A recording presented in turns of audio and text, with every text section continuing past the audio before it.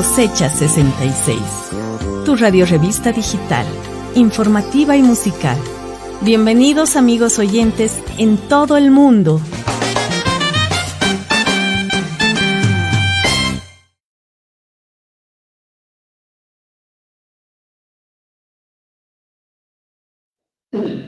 ¿Cómo están amigos? Buenas tardes, buen provecho. Bienvenidos a Cosecha 66, día martes 7 de noviembre de 2023.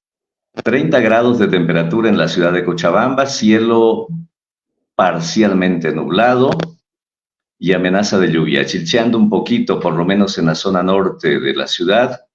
Nosotros listos para compartir este conversatorio radial de cada día martes. La señal, amigos, está en audio en vivo en la radio en la www.radiosayubu.com. Esta transmisión está siendo generada en vivo con imagen en nuestra página de Facebook Radio Sayubú y también puede verse en el grupo donde canta el Sayubú.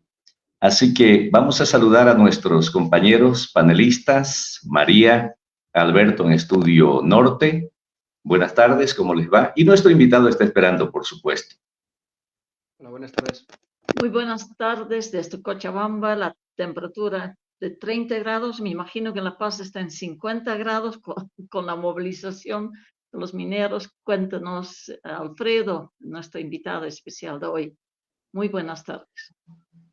¿Qué tal amigos? Muy buenas tardes. Un saludo Jorge, María, a todos los compañeros y a quienes nos van siguiendo en la señal. Bueno, el clima social en La Paz creo que ya en los últimos meses nos eleva la temperatura como tal. Tenemos un panorama nuevamente, te diré, nublado, son 16 grados centígrados que se tiene al momento, pero te diré que entre el día de ayer y hoy tenemos nuevamente este panorama nublado, pero por efecto del chaqueo, ¿no? El chaqueo que se ha reactivado en zonas como San Buenaventura y Surrenavaque, que ya se está dejando sentir nuevamente. Tuvimos un cielo despejado, agradable en días pasados, porque creíamos que ya se había subsanado este tema, pero al parecer nuevamente está volviendo la gente con el tema del chaqueo y generando una humareda acá en la ciudad, sumada a ya al clima social que nos desataron las cooperativas mineras desde ayer, recordándonos esa capacidad de movilización que tienen cuando se trata de cuidar sus privilegios, ¿no? María, Alberto, ¿podemos hacer una introducción al tema y explicar brevemente a nuestros oyentes y seguidores quién es nuestro invitado, por favor? Aquí, obviamente, desde Cochabamba hemos querido invitar especialmente a Alfredo, con quien estamos durante años en contacto. Él es analista del centro CETLA, Centro de Estudios Laborales, pero que se ha metido también en el tema de la minería, del oro, del petróleo, del litio. Tiene unas publicaciones espectaculares y hace poco pudimos verle en una reunión tan importante con mineros de años atrás que estaban festejando o rememorando los ¿cuántos años, Alfredo, de la nacionalización? Ya van 80 años, más o menos. Estamos en los 71 años de la nacionalización, 71 años de la nacionalización.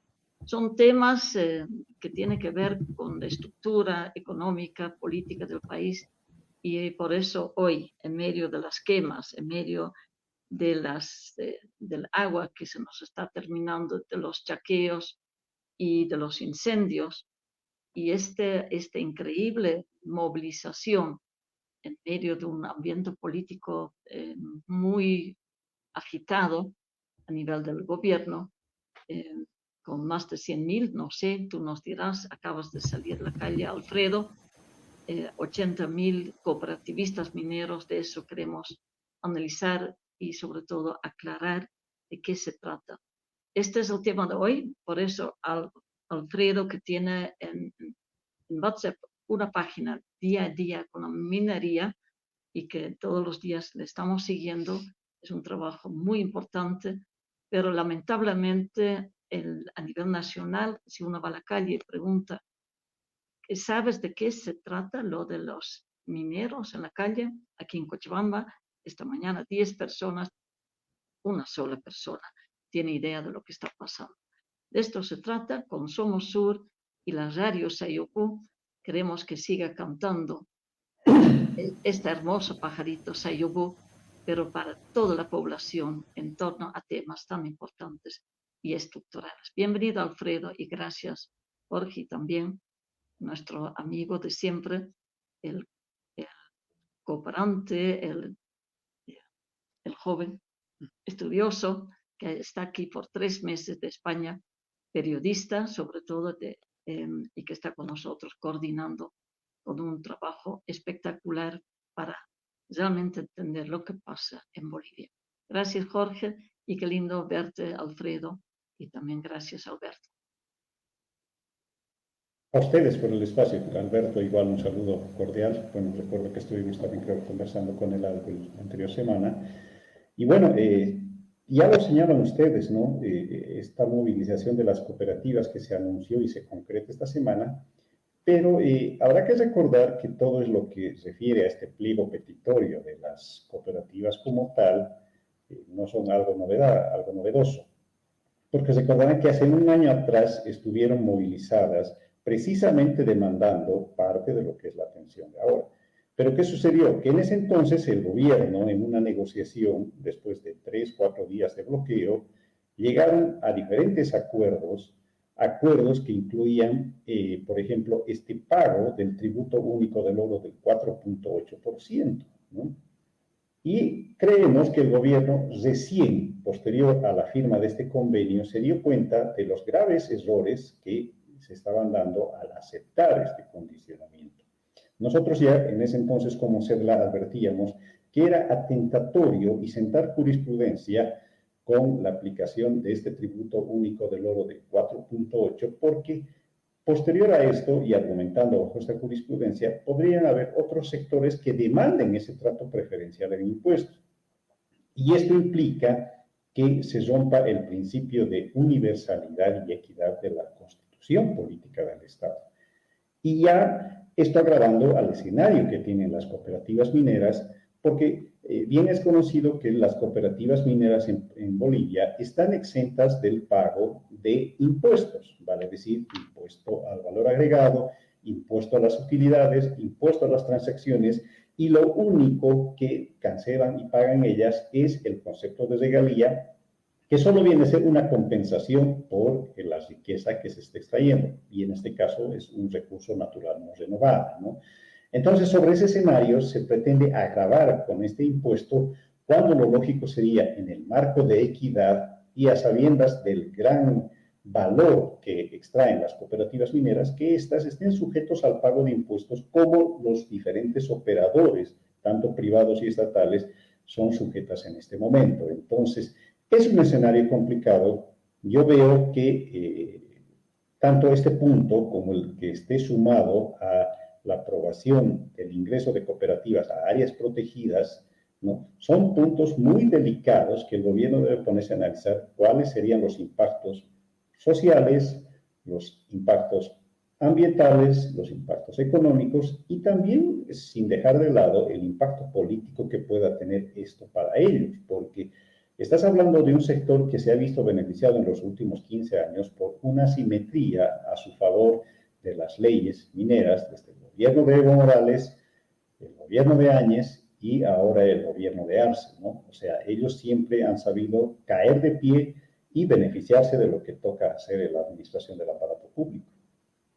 Y Alfredo, en ese sentido hemos visto, desde ayer hemos visto cómo está habiendo movilizaciones mineras en la ciudad de La Paz, unas movilizaciones que exigen reunirse directamente con el presidente Luis Arce y que además están siendo criminalizadas, en cierto modo, desde algunas organizaciones, desde algunos sectores, ¿no? También ayer se atacó, por ejemplo, el SERMAP, la oficina, ¿no?, de territorios indígenas protegidos. Entonces, en ese sentido, ¿qué piden los mineros y cómo está el clima en la ciudad de La Paz, teniendo en cuenta estas movilizaciones inmensas que están llevando a a una parte de la sociedad incluso a criminalizarlas e incluso acusarles de contaminación, por ejemplo, en esas zonas indígenas. No sé, al respecto, ¿qué nos puedes decir? Mira, son varios los puntos del pliego petitorio, Alberto, que se han dado, ¿no? Algunas que son sumas ya desde hace meses atrás, como lo decía. El tema es que el gobierno no tiene el valor, ¿no?, por lo que representan las cooperativas política y socialmente en el país, ¿no? No tiene el valor de decirles esto negado, ¿no? Esto no puede ir adelante. Particularmente en lo que es la autorización del ingreso a áreas protegidas, ¿no?, y el ingreso a reservas fiscales, el gobierno siempre elude, ¿no?, y siempre dilata todo esto con el argumento de que vamos a instalar mesas de negociación, lo vamos a seguir discutiendo, cuando la respuesta solo cumpliendo con lo que estipula la ley es negativa y decir, señores, esto no va, ¿no? Y también se dan cuenta del error al cual han incurrido con la aprobación del tributo único al oro del 4.8%, porque la ley estipula, por ejemplo, en el caso de operadores mineros, lo que decían, el operador privado o el operador estatal, lo que estipula la ley es que están sujetos al pago del impuesto al valor agregado, el impuesto a las transacciones, pero particularmente al impuesto de las utilidades de las empresas. Ahora, ¿qué implica este impuesto? Esta dice que tiene que pagarse el 25% de sus utilidades, ¿no? Y si tenemos un periodo de precios altos, esta tiene, además que adherirse, una alícuota adicional del 12.5%. Y como tenemos una década y más de precios altos, entonces en este momento sí se tiene que aplicar esta alícuota adicional y los operadores mineros terminan pagando 37.5% de sus utilidades. Pero en este momento en Bolivia sucede un fenómeno, y este fenómeno es que las cooperativas mineras auríferas han llegado a dominar casi el 100% de la producción nacional de oro, ¿no? 99,6% de la producción nacional, para ser precisos. De las 53.3 toneladas que se produjeron el año pasado, las cooperativas produjeron 53.1. ¿Qué implica esto? Como las cooperativas están exentas del pago de impuestos y la explotación de oro está en monopolio de las cooperativas, el oro no paga impuestos en Bolivia. Y lo único que cancela son regalías. Unas regalías que llegaron apenas a 63 millones. ¿Te imaginas? 3.073 millones en valor de explotación y solamente pagas la regalía 63. Entonces, 3.010 millones van y se quedan por ahí, en manos de privados, en manos de quienes están inmiscuidos en esta labor de explotación, cooperativas, empresas, comercializadoras, pero no se beneficia el Estado. El Estado apenas en sus instancias de gobierno departamental y gobierno municipal, lo único que tienen que disputarse son estos 63 millones de regalía, ¿no?, dividiéndose. Entonces, este escenario te conflictúa porque las cooperativas crecieron desmedidamente en los últimos 15 años. Unos datos: cuando Evo Morales ingresa al gobierno, tenías un promedio de 800 cooperativas en el país. Pero fruto de toda esta simetría normativa desde la Constitución, la ley minera, diferentes decretos supremos, leyes, reglamentos ministeriales, han hecho que las cooperativas se vean beneficiadas, y al 2019, cuando renunció Evo Morales, las cooperativas superaban las 1.900, o sea, de 800 a 1.900, más que duplicarse. Y de estas 1.900, más de 1.400 son cooperativas auríferas, que están asentadas el grueso en La Paz, 1.300 cooperativas, y 100 cooperativas y algo más entre Beni, Pando y Cochabamba, que va a tener un rol protagónico para el siguiente año en la producción nacional de oro por el incremento que se está dando en diferentes regiones de Cochabamba. Entonces, el problema surge en la cantidad, y ahora que tú no puedas controlarlo, después de que ellos, sus socios políticos, han gozado de diferentes beneficios, pero ahora que quieres ajustarlos y quieres poner las cosas en orden, te resulta difícil. Entonces, políticamente el gobierno se encuentra conflictuado por querer hacer algo que debió hacer hace mucho tiempo atrás, antes que estas vayan creciendo y, bueno, te generen todo el clima social. El centro de La Paz está colapsado, no se puede acceder por movilidad ni salir. El bloqueo se reinició hoy desde las 5 de la mañana y, bueno, al no ser atendidos, porque hoy la respuesta del gobierno fue que recién desde el 10 de noviembre podrían atenderlos, la posición de los cooperativistas se piensa radicalizar y anunciaron que desde mañana entrarían en bloqueo de carreteras. Entonces, no hay voluntad de atender, el gobierno sigue evadiendo su responsabilidad para dar una respuesta definitiva, mientras tanto la escalada de conflicto puede ser mayor y recordemos lo que sucedió en Huanuni del 2006 con las cooperativas, recordemos lo que sucedió con las cooperativas en el bloqueo en eucaliptos en 2016, o sea, sabemos de lo que son capaces, de lo que se puede articular si es que el gobierno no administra bien el conflicto. Alfredo, perdón. Adelante, Jorge. Hoy en la mañana, desde el Ministerio de Economía, declaraban de manera oficial, como si fuera una ventaja para todo el país, que ese 4.8% es a las ventas y no a las utilidades, y le ponían el título de impuestos. ¿Puedes explicarnos esa diferencia, por favor? Estamos hablando primero, seamos claros, no estamos hablando de minería aurífera de subsistencia. Estamos hablando de miles de millones de dólares al año por la venta de oro. Repito la pregunta inicial, la diferencia entre ese 4.8% que tú lo has calificado como regalías, se me fue el término, pero la diferencia entre eso y un impuesto en toda regla para el sector de las cooperativas auríferas en Bolivia. Mira, la regalía es solamente una compensación por el material que tú estás extrayendo del subsuelo, ¿no? Eso es la regalía, y la regalía es una compensación en diferentes escalas. Para el oro tiene 3 escalas en la actual ley minera: un 7% para el oro de primera, ¿no?, que se saca fácilmente de algunos yacimientos, el 5% para un oro que ya es más complicado en su extracción y requiere de cierta tecnología, ¿no? Pero para el oro marginal se aplicó una ley de un porcentaje de 2.5%. Y como apunte, ¿qué sucedía con la anterior ley, la ley de Sánchez de Lozada, a la que siempre se la acusó de neoliberal y entreguista, ¿no? La ley de Sánchez de Lozada establecía para el oro un 7 y un 5%, ¿no? El 7% para los yacimientos de primera, ¿no?, y el 5% para yacimientos que eran marginales. Pero ¿qué pasa con Evo Morales y su ley 535? Él crea una tercera escala y reduce la alícuota del 2.5%, creándola esta para la minería de oro marginal, ¿no? Y es la que alegan las cooperativas, que es yacimientos que explotan marginales, ¿no? Oro marginal, y solamente se acogen a pagar el 2.5%. Pero bueno, esa es la regalía y todos los operadores la pagan por la extracción de materia. Un impuesto ya viene a aplicarse como el impuesto para la utilidad que ellos generarían o por las operaciones que manejan. Las cooperativas señalan que, bueno, están exentas de pago de impuestos en teoría porque no son entidades con fines de lucro, ¿no?, por la condición social. Pero cuando vemos este dato que les di, que las cooperativas dominan casi el 100% de la producción nacional de oro, que se presenta a 3.073 millones, dime si eso no sería utilidad.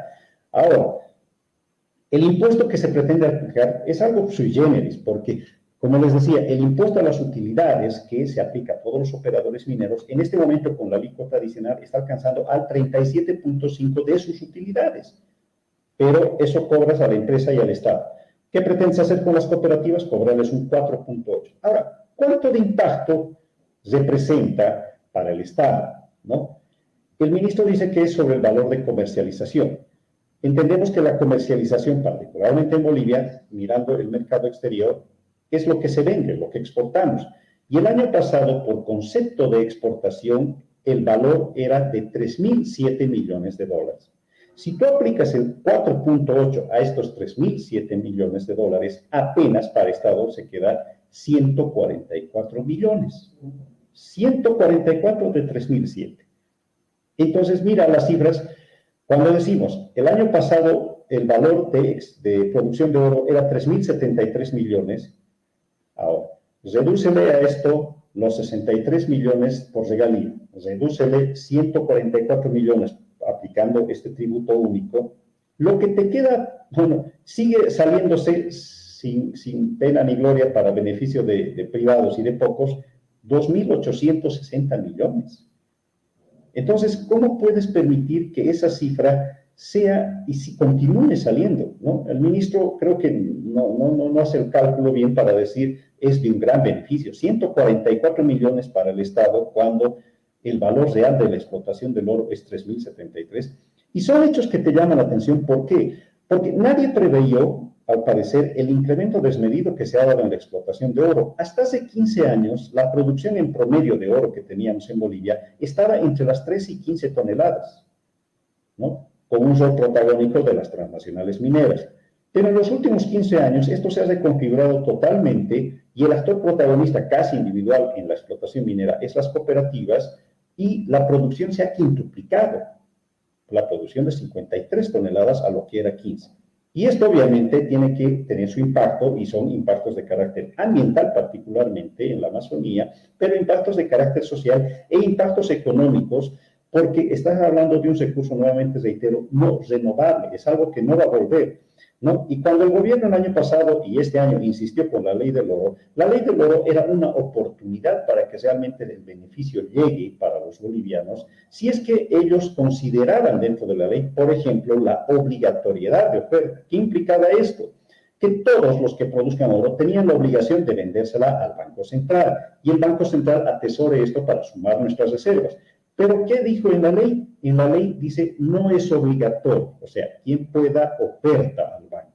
Pero además en el reglamento, el remate, el reglamento de esta ley dice, además, quedan exentas siquiera de cualquier consideración para esta ley las cooperativas operadores mineros que produzcan menos de 1 kilo. Y en Bolivia, ¿cómo se certifica cuánto produce uno? Con una declaración de buena fe con el formulario número 2 que establece el Senadecon. Solo es una declaración de buena fe. Nadie sabe en certeza cuánto produce una cooperativa y si es realmente el volumen que está produciendo. Entonces, hay muchos aspectos sueltos, pero las normativas siempre llegan a beneficiar a las cooperativas y con este periodo del 4.8% quieren hacernos creer que ellos están buscando un aporte. Ojo, en el proyecto que ellos presentaron para pagar este tributo único del oro, en el artículo 1 señala que al aplicarse este tributo único, el Estado boliviano o el gobierno está ya dejando sin posibilidad alguna que a futuro se piense en cobrarles impuesto al tributo, impuesto a las transacciones, impuesto al valor agregado o impuesto a las utilidades. Con esto nos estaremos condenando a que posteriormente se vuelva a debatir tema alguno sobre tributo que tengan que pagarse o impuestos sobre el oro. Entonces es muy delicado el tema.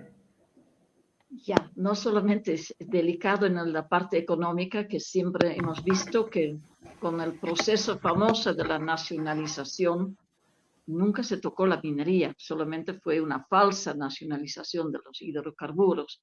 Y ahora aquí tenemos los resultados y es importante, Alfredo, saber de vos, aparte de que ya es un tema político, porque quien tiene a su favor los de ADECOCA, los que tiene a favor esta organización de los cooperativistas, que no tiene casi nada que ver con la tradicional cooperativa, va a tener suerte en las próximas elecciones. Sabemos que se juega un problema político y el gobierno va a actuar de esta manera.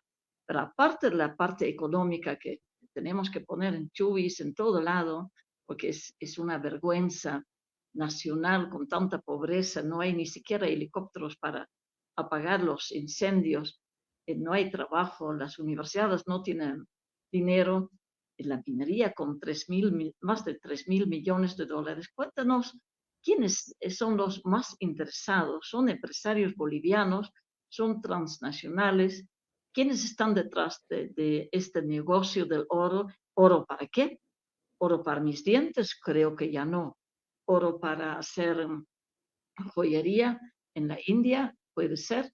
¿O es para llenar a los bancos?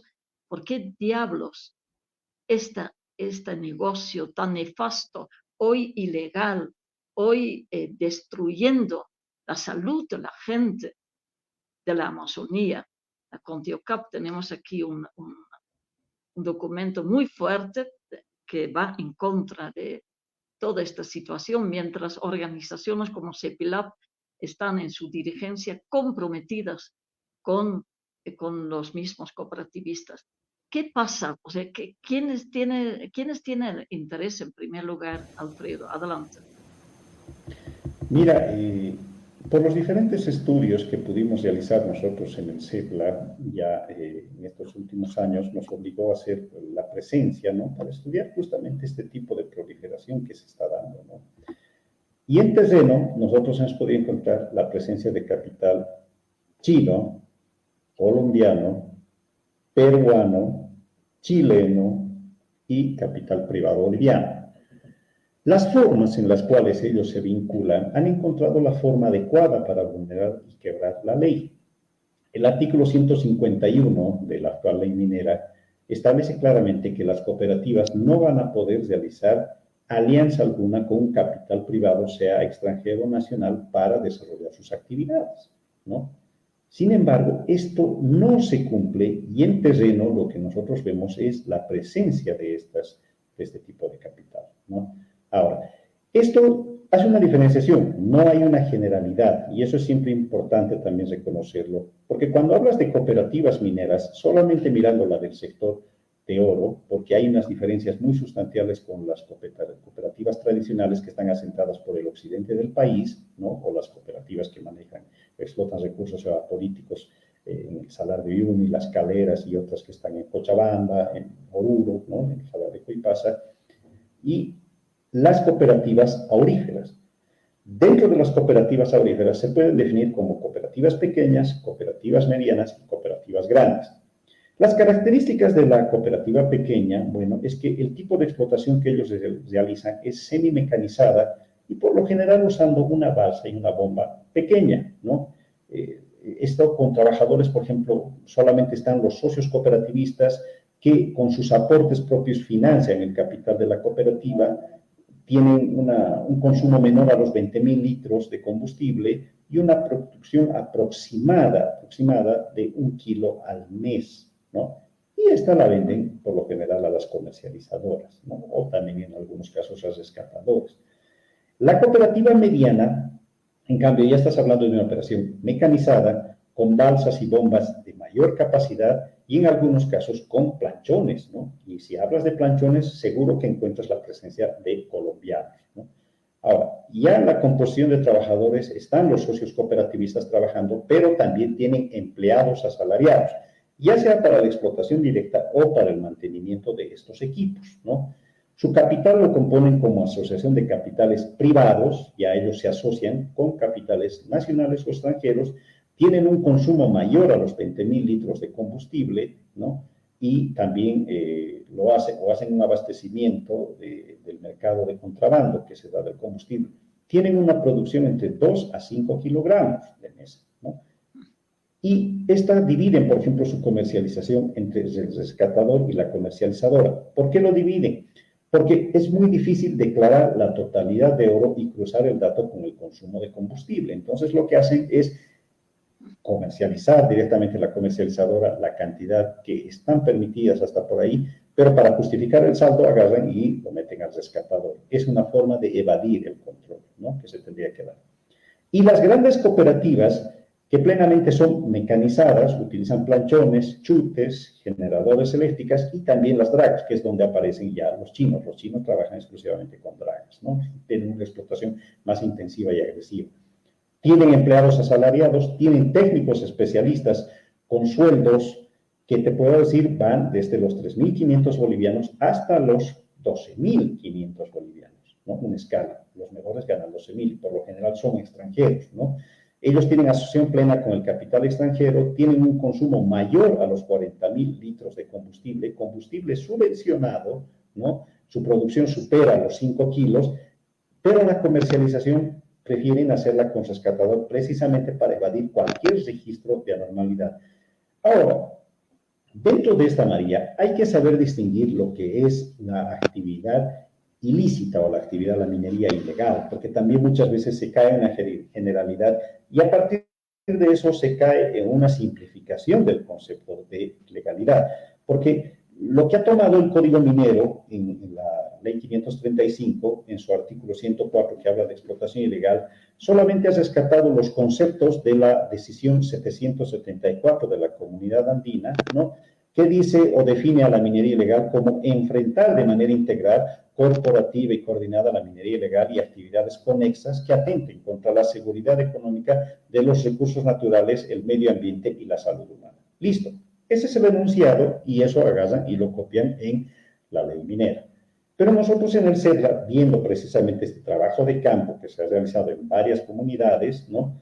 Y viendo lo que se está desarrollándose en este momento, podemos entender que hay 5 categorías de ilegalidad, al menos 5, ¿no? La primera es la actividad minera que no cuenta con ninguna autorización para ingresar a extraer el mineral, ¿no? Y directamente se mete a explotar los terrenos. Pero hay una segunda, que es la que ha iniciado sus trámites en las instancias del Ministerio de Minería, como la JAM o el Ministerio de Medio Ambiente, el CERNAP y otras, pero no espera la debida autorización e inicia operaciones. Claro, y ellos siempre alegan que no podemos esperar 3 años por la burocracia que se da en la JAM y demás. Bueno, el argumento que siempre esgrimen ellos, ¿no? La tercera categoría versa en que la operación que logra su autorización en la JAM, el Ministerio de Medio Ambiente y el Ministerio de Minería, pero alquila sus concesiones a operadores privados nacionales o extranjeros, ¿no? Y esto lo vemos comúnmente. Hay operaciones que hemos visitado y tiene subarrendado toda su área a 3 diferentes operadores privados y la cooperativa se limita a captar lo que es la participación de las ganancias, ¿no? Y un alquiler mensual que paga el operador. La cuarta categoría es la operación o la cooperativa minera que logra la autorización de sus concesiones solicitadas, la licencia ambiental y se asocia con el capital privado, ¿no? Él entra como un socio capitalista en clara vulneración de lo que les decía el artículo 151, pero además contrata trabajadores asalariados, usa maquinaria de alta capacidad y genera utilidades. Todo esto en contravención de lo que es la Ley General de Sociedades Cooperativas, ¿no? Que señala que las cooperativas no son entidades con fines de lucro. Y la quinta categoría es cuando las cooperativas que fomentan el desvío de combustible para los operadores privados extranjeros, ¿no? Usando su hoja de ruta. ¿En qué implica esto? En que yo, cooperativa, me asocio con un privado, pero yo, entre otras cosas, le garantizo a la cooperativa que yo voy a ser el intermediario para proveerle este combustible subvencionado usando mi hoja de ruta. Entonces se genera una suerte de ilícitos y yo creo que hasta eso tiene que discutirse el tema de la ilegalidad. ¿Y esto por qué? Porque el gobierno, si pretende hacer realmente algo efectivo con el tema del oro, tiene que aprender a diferenciar lo que es realmente una cooperativa y que se esté cumpliendo en el estricto sentido de la palabra y los conceptos que están establecidos en las leyes de cooperativa y saber identificar quienes no son cooperativas y son empresas mineras que están haciéndose pasar por cooperativas para evadir el pago de impuestos, ¿no? Y beneficiarse de todas las normativas que en los últimos 15 años se han brindado, se han legislado a favor del sector cooperativo. Porque lo que tú decías es muy importante, ¿no? Se van a acercar elecciones y estas elecciones y cualquier acto democrático que se vaya a dar hacia futuro, María, Jorge, Alberto, tiene que ser bien pensado en que ya no se puede omitir a las cooperativas como actores políticos.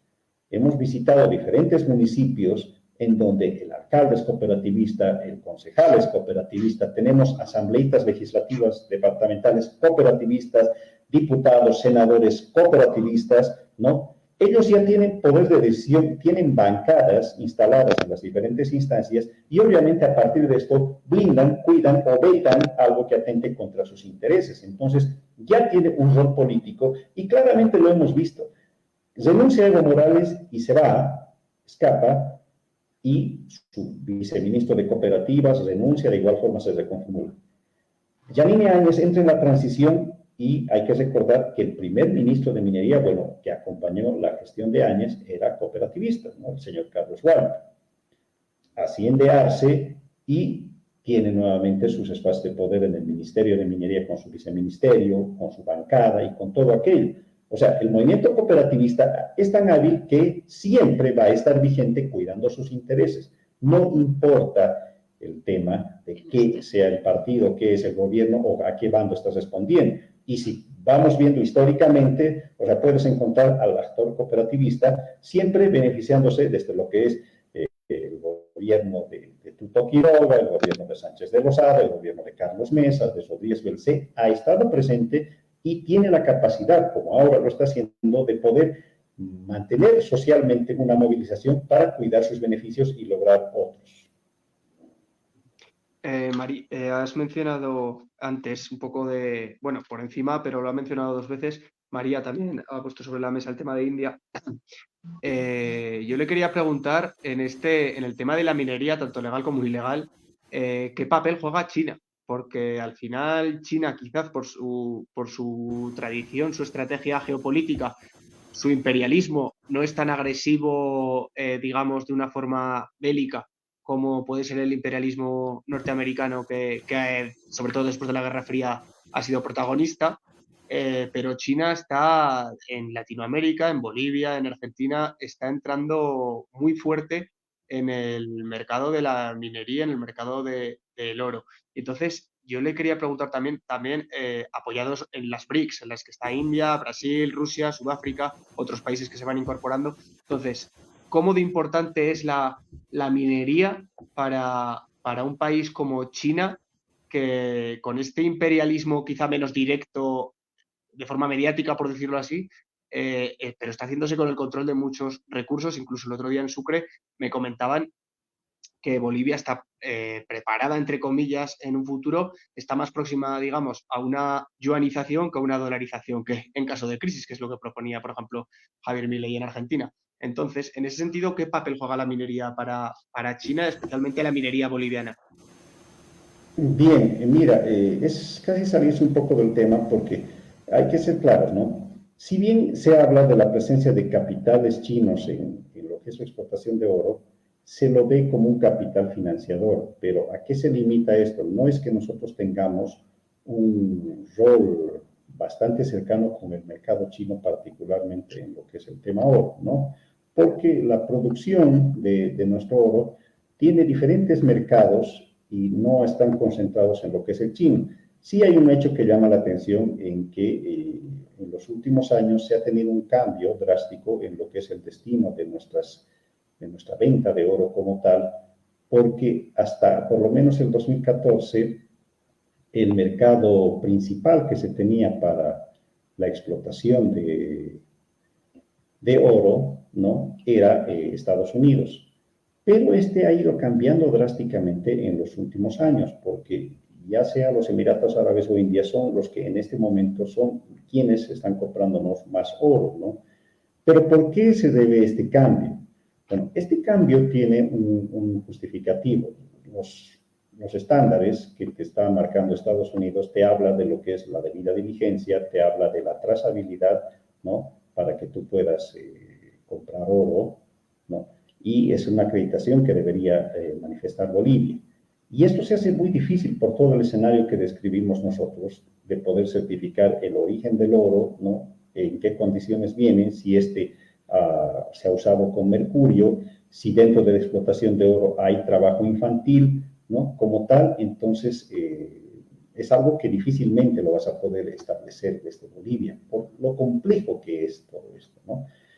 Entonces, ¿qué sucede? Que lo más fácil del mundo es cambiar de quién nos compra el oro, ¿no? Y esto precisamente se va a lo que es el cambio de mercado, el cambio de destino, porque a los Emiratos Árabes, a la India, no les interesa el mercado, o sea, no les interesa de cómo has obtenido ese oro, si estás usando mercurio, si estás empleando gente, si estás empleando niños, si hay gente que está afectada por la salud, si hay violación de derechos indígenas, hay deforestación, no les interesa, ¿no? El tema es que nosotros, digamos, vayamos viendo de quién va, o sea, quién nos compra, ¿no? Y China, en los últimos años, por ejemplo, el pasado año, apenas compró 47 kilos de oro, ¿no? Pero ¿dónde entran y cómo juegan los chinos dentro de esto? Lo que ellos entran es llegar con capital, solamente se vinculan con cooperativas que tienen sus papeles al día porque ellos no arriesgan capital por una posible reversión o avasallamiento de la comunidad o algo así, ¿no? Ellos llegan con el dinero, invierten, se hacen socios capitalistas con las cooperativas y a las cooperativas después negocian un porcentaje. ¿Cómo es este porcentaje y cómo se vinculan? Se vinculan a través de un contrato de prestación de servicios. ¿Qué implica esta contratación de servicios? En que Ellos asesoran técnicamente y ayudan en la explotación, pero supuestamente bajo la figura de contratados como tal, ¿no? Y una vez que se obtiene el oro, se hace la liquidación, la deducción de todos los gastos de operación y se dividen en algunos casos 80-20, 80 para el inversionista privado y 20 para la cooperativa, o 70-30, el 70 para el inversionista chino y el 30 para la cooperativa, ¿no? Se comercializa el oro y se descarta el dinero invertido, ¿no? Obtienen su ganancia, y ese habría que averiguar el destino de esto, dónde va a parar. Porque ya la presencia china está bastante masificada, ¿no? En diferentes zonas, particularmente si tú vas por el lado de Teoponte, Mayaya, vas a encontrar una proliferación tanto de capital chino como colombiano, ¿no? Pero lo que habría que saber es a dónde está jugando estas divisas, a dónde están yendo a parar estas ganancias que se está dando del oro, ¿no? Pero bueno, eso es, digamos, para estar concretos y no salirnos un poco del tema. En lo que es la minería general, Alberto, la vinculación de China se está dando particularmente por el financiamiento que se está dando a diferentes operaciones y la prestación de servicios por la contratación de empresas chinas. El caso de Colquiri, que está siendo asesorada con un tema chino. El caso de Guanuni, donde la construcción del ingenio que está sin funcionamiento desde el 2015 fue instalado por una empresa china. En el caso del Butún, que es con crédito chino, y la instalación que se está dando de la siderúrgica en Puerto Suárez, que es chino, o la presencia del capital chino, el financiamiento y también la construcción en lo que es las plantas de litio en este momento, ¿no? Y la última asociación para el desarrollo de la tecnología de extracción directa de litio, la EDL, que lo estás haciendo en asociación con chinos, ¿no? Eso se resumiría la participación. En algunos casos, metiendo capital para la exportación y obtención de ganancias, en el caso del oro, o en el caso de la minería tradicional, con el crédito desde los bancos chinos para el desarrollo de estas tecnologías o plantas, y en el caso del litio, ya metiéndote en la parte técnica de asesoramiento técnico para la obtención, pero bajo modalidades de asociación. Los chinos están metidos en todo, o sea, están metidos con el Estado, están metidos con cooperativas, están metidos en la minería del oro, en la minería tradicional, están metidos en lo que es la industria evaporítica, entonces están en todo, y esa es una presencia que se da, pero sin ninguna regulación por norma que se pueda dar para resguardo de nuestros recursos. Ya. Chinito estar en todo, ¿no? Es decir, no todo es oro lo que brilla, dice esta pequeña entrevista que tenemos. Estamos indignados. Los que estamos con grupos de activistas por el medio ambiente, viendo en este momento, hoy, ahora, en Buenaventura, en Surrenavaca, unos incendios alarmantes que incluso, como decías, ya está llegando el humo otra vez a La Paz. Ya lo hemos visto en Santa Cruz. Ya decimos, basta. ¿El oro para qué? Ni el estaño ni el petróleo no nos ha dado la riqueza que realmente merece el pueblo de Bolivia. Con semejante biodiversidad, somos el cuarto, quinto, octavo país, pero del mundo, que puede vivir sin el litio, porque el litio va a dejar sin agua a todas las poblaciones, utilizando todo lo que utilizamos aquí en Cochabamba. Un solo día lo van a terminar.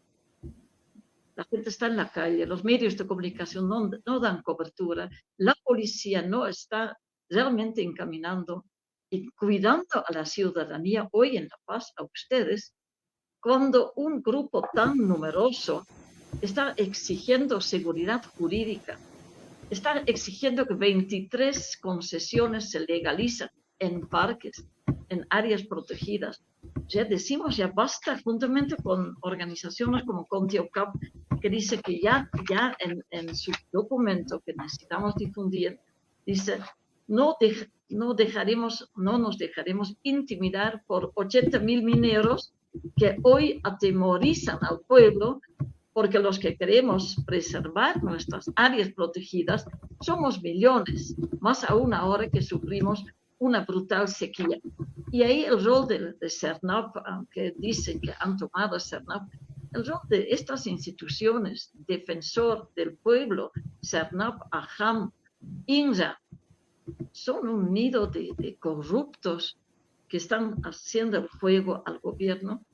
No sé, de verdad, es hora de que la población en general se dé cuenta que estos negocios del oro, que podría ser las pepitas de oro, que ni siquiera las pepitas parece que no necesitan mercurio, sí, justamente en los grandes ríos donde hay polvo de oro que requiere de mercurio, está muriendo la gente por esta afectación a la salud por el mercurio.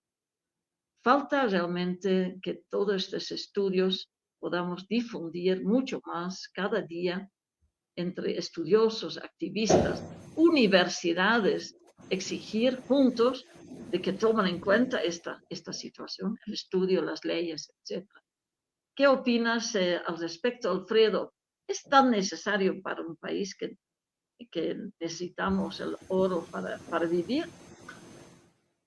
Bueno, tal como se está dando, María, no, porque el problema radica en que de esta explotación, si ésta llegara a beneficiar por aspectos tributarios, con un cumplimiento medioambiental estricto, ¿no?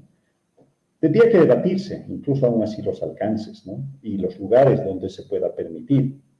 Hay regiones tradicionales donde tú difícilmente vas a poder explicarles de que es algo que puede resultar atentatorio. Te hablo de las zonas tradicionales donde se ha establecido un modelo de tipo de explotación. Te hablo de Huanay, de Mapiri, de Tipuani, de Teoponte, zonas tradicionales dentro de la provincia de la de Caja, ¿no? Donde ya es difícil que tú puedas hacer algo.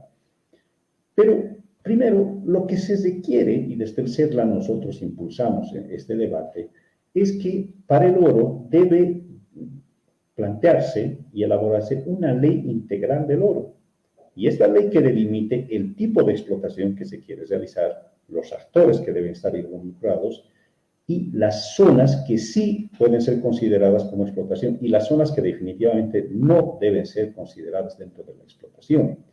Pero tenemos una ausencia plena y total de todo esto, porque si uno revisa el Plan Nacional de Desarrollo y los ve, los que se ha planteado desde el 2006 con Evo Morales hasta el último que lo plantea Luis Arce, la Amazonía no está mirada como una meta para la expansión de la frontera minera, no está considerada para la explotación aurífera.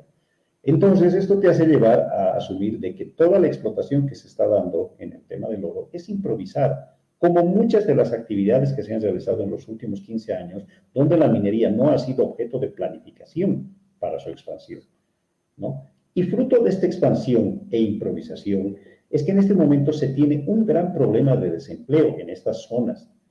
¿Cuál es la realidad? En este momento, la realidad del empleo en la minería en Bolivia te hace ver de que de cada 9 empleos, de cada 10 empleos que se genera por la actividad minera, 9 son cooperativistas, ¿no? Y esto, claro, realmente le está solucionando un gran problema al gobierno con el tema del empleo, porque el gobierno no es capaz de crear empleos, ¿no?, que no sean precarios, que no sean informales, ¿no? Pero en este momento difícilmente va a poder atacar o cuestionar al sector cooperativista porque les está solucionando este gran problema de empleo. Hasta el 2021, por ejemplo, la actividad estatal minera solamente generaba 5.786 fuentes de empleo, ¿no? La minería privada estaba con 4.780 fuentes de empleo. Pero el sector cooperativo estaba generando 129.410 fuentes de empleo. Ve esa disparidad. Entonces, muy difícilmente el gobierno va a atacar a alguien que le está solucionando el problema del desempleo, pero además lo capitaliza políticamente. Entonces, hay factores que han hecho que sea muy difícil controlar esto. Y lo que nosotros decíamos, habría que plantear realmente una ley integral del oro para ver de qué forma esto se podría aprovechar, pero para un beneficio real como tal del Estado, porque hay un dato que también debe llevarnos a la reflexión, ¿no? Y penosamente, bueno, lo que dirigen son los números para la economía, bueno, ya la administración de esta es otra discusión, pero el año pasado, por concepto de explotación de la totalidad de la actividad minera en el país, el valor era de 6.761 millones de dólares. Toda la minería que hemos producido, los más de 23 minerales que producimos en el Estado. De estos 6.761 millones, el oro es 3.073 millones. Estás hablando de casi la mitad. Pero mira, 3.073 millones el valor de producción del oro. ¿Cuánto era el valor de la venta de hidrocarburos, de gas a Argentina y Brasil? El año pasado era de 3.088 millones. Entonces estás casi a un paso de que el oro supere incluso esa venta, ¿no? por el tema de valor. Y si realmente el gobierno tuviera un poco de previsión y decir, oiga, estamos cayendo con lo que ha representado la renta del gas por esa falsa nacionalización que han querido hacer creer en los últimos años, y bueno, además las reservas que se están agotando, entonces el gran reemplazo podría ser el tema del oro. Pero en los hechos no es así, porque estas 3.073 millones, como les decía, es de carácter nominal el valor, porque lo único que deja al momento por regalía son 63 millones y 3.010 millones están fugándose en bolsillos de privados, en bolsillos de inversionistas, ¿no? Y de la gente que está aprovechando esta coyuntura del oro, y es la que en muchos casos financia estas movilizaciones para que vengan y sigan manteniendo esos privilegios. El rol de las comercializadoras tiene que ser claramente fiscalizado desde el gobierno y encontrar las medidas. Todos recordarán el operativo que se hizo en Ciberalta hace 2 meses atrás, cuando hicieron volar esas balsas, pero queda ahí, y los detenidos son los empleados de las cooperativas, no son los socios cooperativistas. Y el problema, si realmente el gobierno quería ser transparente para decir, estamos luchando contra la minería ilegal, debería haber averiguado estas cooperativas que tenían estas balsas, a quiénes vendieron y por qué tiempo han ido vendiendo, para que tú sepas dónde ha sido el destino del oro y quién se ha beneficiado de todo esto. Pero no, en los hechos lo único que nos dejan es el show que hacen con detonar estas balsas y detener a estas personas. Pero no se fue más allá, no se indagó el fin, a dónde fue ese oro que produjeron y por cuánto tiempo, a qué comercializadoras y quiénes se han visto beneficiadas. Entonces, hay un falso discurso incluso cuando se lucha contra la minería ilegal, y es un tema, como te digo, muy amplio, donde el eslabón de la comercialización sigue sin ser fiscalizado por el Estado. Puntualmente, Alfredo, ¿qué les dice su experiencia en el CEDLA? Que una cooperativa tenga la autorización, es decir, tengan los papeles en orden, significa que respete, por ejemplo, territorios indígenas, áreas donde no debería incursionar. Sí, hemos conocido casos en nuestros diferentes trabajos de campo de cooperativas que cumplen el estricto sentido de la palabra, ¿no? Pero estas son consideradas las cooperativas pequeñas y son las pocas, porque muchas de las cooperativas pequeñas, incluso que hemos consultado, están buscando el financiamiento, están buscando la forma de conseguir algún capital, un socio capitalista que les permita un inyecto, ¿no? Para poder desarrollar sus actividades. Y claro, la lógica es por qué otros lo hacen y nosotros no podríamos hacer. Incluso dentro de este fenómeno que se va dando de la expansión de la actividad minera, hay que decirlo claro, hay pueblos indígenas que han decidido conformar sus cooperativas, ¿no? Primero, algunos con el argumento de que es la única forma de cuidar su territorio, porque si no piden ellos esas áreas, alguien más va a venir a hacerlo y se genera una invasión a su territorio. Pero la otra lógica es, hay un agotamiento de algunas locaciones productivas en algunos municipios, el caso de Ixiamas, con la actividad forestal que se vio afectada en los últimos años, disminuyendo, por ejemplo, de 33 aserraderos que funcionaban hasta hace 10 años, ahora solo hay 7. Eso incide en el tema de la generación de fuentes de empleo. Entonces, la gente que no tiene tierra, que no está dedicada a la actividad agraria, que solamente era asalariado, y ya no hay una oportunidad de trabajo, ¿qué opta? Por meterse a la minería, ¿no? O el indígena, donde han conformado íntegramente indígenas, tacanas o lecos, sus cooperativas y están dentro de la actividad. Por eso te digo, es un escenario tan complejo, tan amplio, que merece ser siempre debatido, ¿no? Actualizado en datos, pero solamente ese conocimiento también va a ayudarte a permitir ver qué política necesaria se tiene que dar para la administración de esto. Yo, en lo particular, pensar en que no haya expansión de la actividad minera aurífera en la Amazonía o que no haya actividad es algo imposible desde mi punto de vista.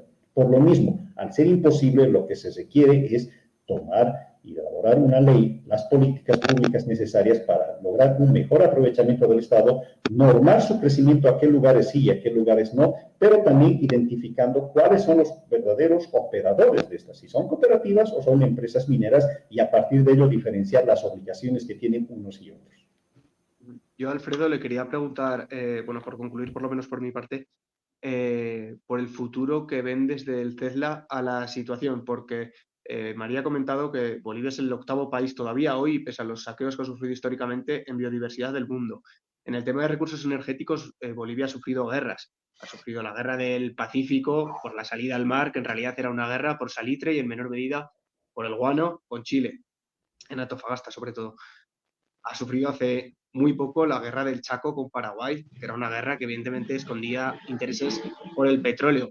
Hoy es cierto que las guerras han cambiado, son más híbridas, son de otra forma son más indirectas, son más económicas quizás, ¿no? Y han salido un poco del campo de batalla tradicional, pero siguen existiendo a través de mecanismos. Y en ese sentido, no sé, desde el CESLA, en este tipo de recursos, el oro, que implican mercurio, el litio. En ese sentido, no sé hacia dónde ven que va la situación, a un nivel ya general incluso, ¿no? Porque desde luego todas las guerras en el mundo han sido por recursos naturales o una de sus razones han sido los recursos naturales. Bolivia es un país muy rico en recursos, es un país que ha sufrido en sus carnes guerras de este estilo y como le digo, hoy las guerras no son tan directas o tan como antaño, pero no sé, de cara al futuro, cómo puede ir evolucionando esta situación, cómo lo ve usted y cómo lo ve también el CESLA. Mira, los conflictos van a ser diversos, ¿no? Pero básicamente un problema que vamos a tener muy grande en el futuro es el tema de agua. Tanto por la contaminación que se está dando en la Amazonía, ¿no? Que está afectando a las vocaciones productivas como la pesca, ¿no? Y el agro, pero también ver lo que está sucediendo en el otro extremo, ¿no? En el caso del litio, donde no se ha previsto un tema adecuado del uso de agua que te va a generar problemas. Y a esto sumado lo que está realizando la minería tradicional, los impactos negativos de los diques y otros que se dan en Potosí, todo tiene un punto central, el tema agua, y lo que estamos viviendo una crisis, ¿no? En donde estamos fritos si es que no llueve. Nos complicamos la vida, porque obviamente seguimos dependiendo de lo que es la lluvia.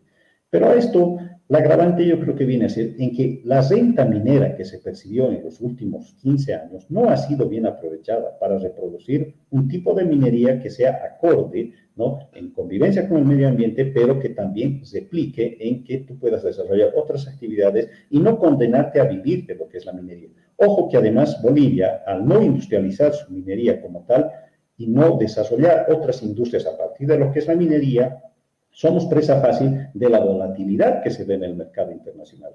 Acá, por ejemplo, tú vas a ver, cuando cae el precio del estaño, empiezan los lamentos en Guanuni, en Colquiri, en Vinto, ¿no?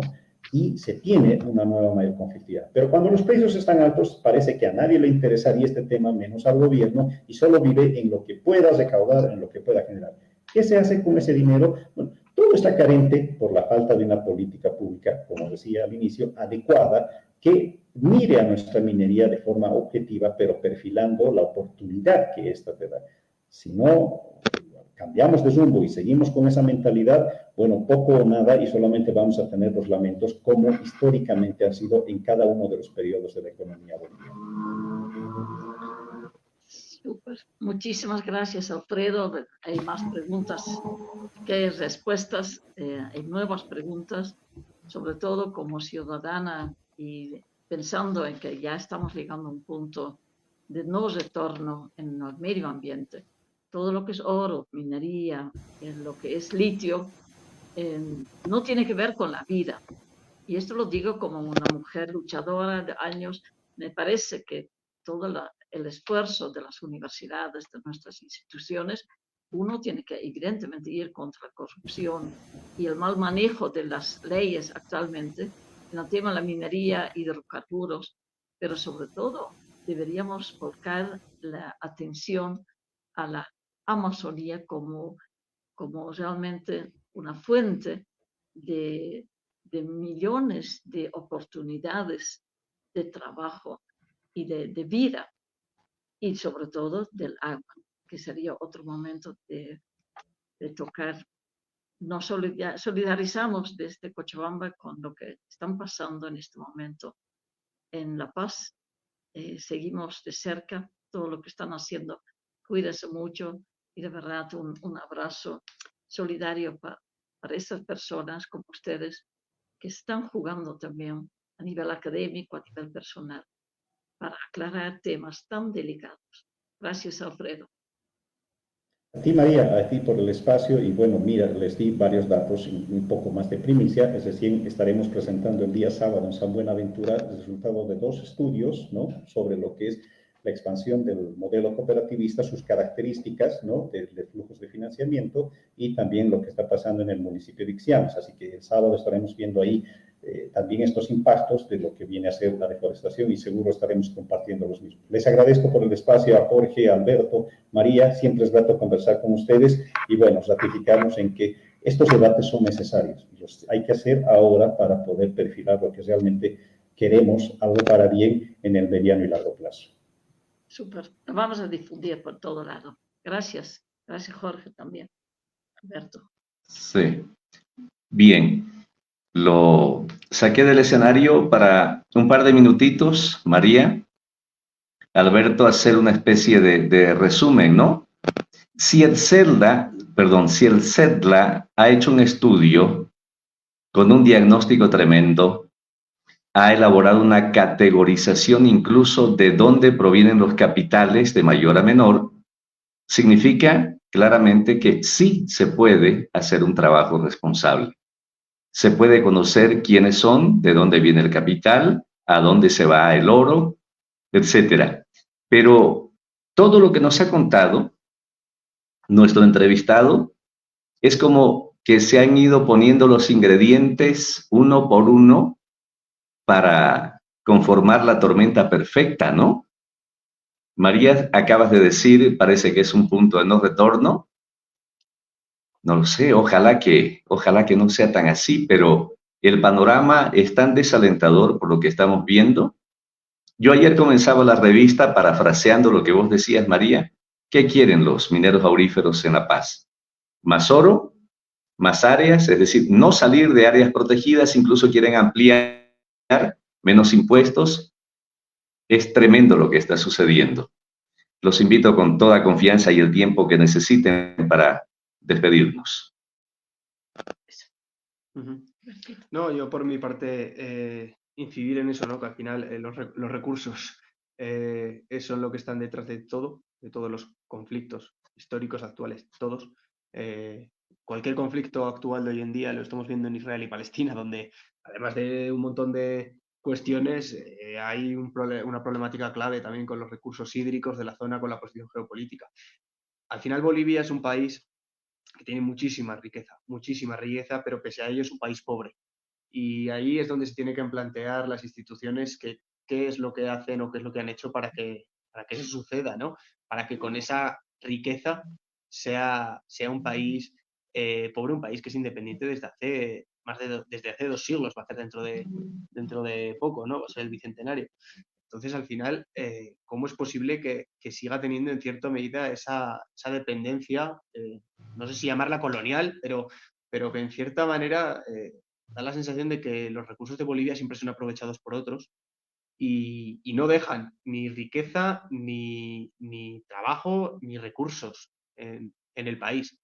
Entonces, simplemente con esa reflexión, yo por mi parte terminar y decir que evidentemente las cosas se solucionan desde la política, pero sabiendo lo que se quiere y siendo transparente en lo que realmente se busca, por más que muchas veces se le pongan fachadas de ideologías y de todo tipo que al final luego en la práctica no se llevan a cabo, ¿no?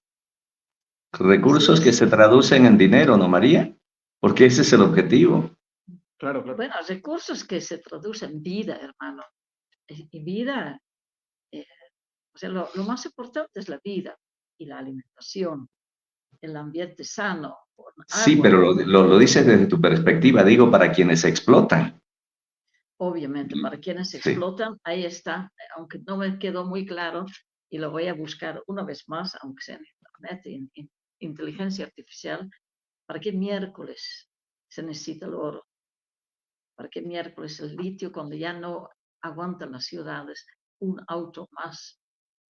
O sea, seamos realmente revolucionarios, diferentes, y cuestionaremos, seamos rebeldes como decía Paulo Freire, tantos luchadores desde las bases nos juntaremos, nos sumaremos a estos gritos de organizaciones sanas que hoy por hoy no se están afiliando ni al más ni al menos, ni a las pititas, ni a los grandes agroindustriales. Tenemos una gran labor por delante. Y aunque sea 2, 3 personas que ven ahora, nosotros desde Somos Sur, con el apoyo de la radio Sayubú, queremos que siga realmente cantando este pajarito Sayubú junto a nosotros, la vida. Y vamos a ser cada vez más drásticas, denunciando justamente los medios que no lo están haciendo. Primeras páginas de la radio, de la televisión, una vergüenza panamericana, solamente analiza lo que ha dicho más y lo que ha dicho menos. ¿Y hasta cuándo vamos a tener instrumentos que explican con chuis lo que está pasando verdaderamente en la Bolivia profunda? Ahí estamos con alegría, porque estamos con la vida central. Te agradezco mucho, Jorge, tu hermoso estudio. Hemos venido aquí para volar juntamente contigo y con sí, cada vez más alto. No, pues nosotros agradecidos. María, Alberto, hasta una próxima oportunidad. Y a ustedes, amigos, a quienes escuchan la radio y a quienes nos siguen en Facebook, este video se queda en la biografía de la radio. Les agradezco. Un abrazo. Buenas tardes. Cosecha 66, tu radio revista digital. Gracias por vuestra sintonía. Hasta pronto.